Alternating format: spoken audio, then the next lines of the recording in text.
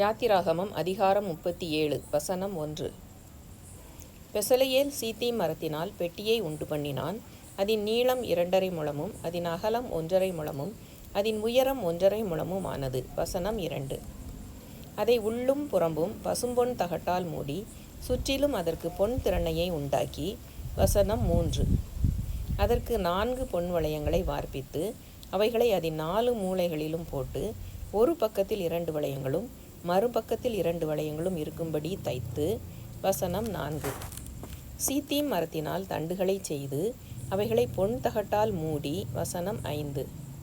அந்த தண்டுகளால் பெட்டியை சுமக்கும்படி அவைகளை பெட்டியின் பக்கங்களில் இருக்கும் வளையங்களிலே பாய்ச்சினான். வசனம் 6. கிருபாசனத்தையும் பசும்பொன்னினால் பண்ணினான். அது 2.5 முழ நீளமும் 1.5 முழ அகலமும் ஆனது.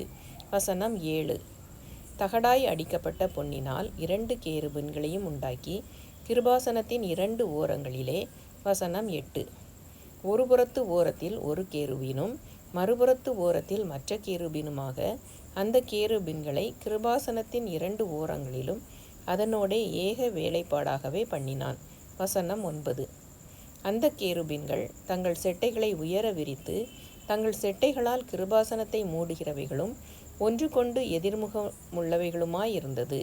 கேருபீன்களின் முகங்கள் கிருபாசனத்தை நோக்கி கொண்டிருந்தது. வசனம் 10. மேஜையையும் சீத்திம் மரத்தால் பண்ணினான்.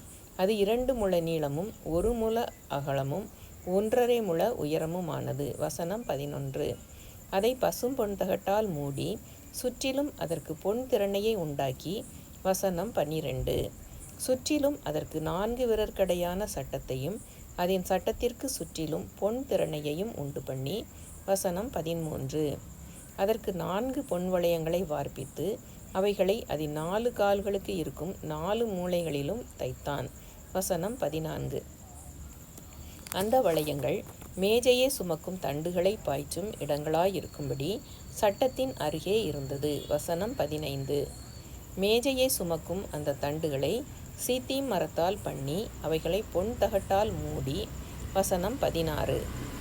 மேஜையின் மேல் இருக்கும் பாத்திரங்களாகிய அதன் பனிமுட்டுகளையும் அதன் தட்டுகளையும் தூபக்கரண்டிகளையும் அதன் பானபலி கரகங்களையும் மூடுகிறதற்கான அதன் கிண்ணங்களையும் பசும்பொன்னினால் உண்டாக்கினான். வசனம் 17.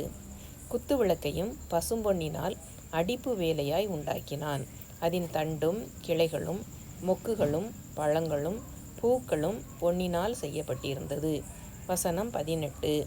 குத்துவிளக்கின் ஒரு பக்கத்தில் 3 கிளைகளும் அதன் மறுபக்கத்தில் 3 கிளைகளுமாக அதன் பக்கங்களில் 6 கிளைகள் செய்யப்பட்டது.